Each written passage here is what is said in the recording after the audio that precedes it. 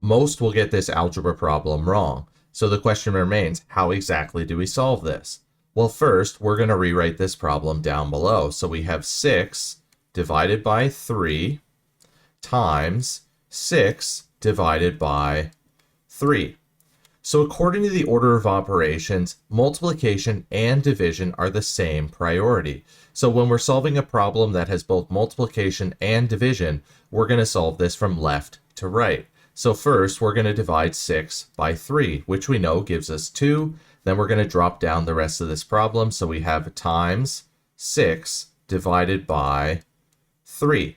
So now we're going to multiply 2 times 6, which we know gives us 12. Then we're going to drop down the rest of this problem, so divided by 3. And then we're going to divide 12 by 3, which we know gives us 4. So our answer is going to be C, 4. If you enjoyed this video, then please smash those like and subscribe buttons. As always, enjoy today's math journey.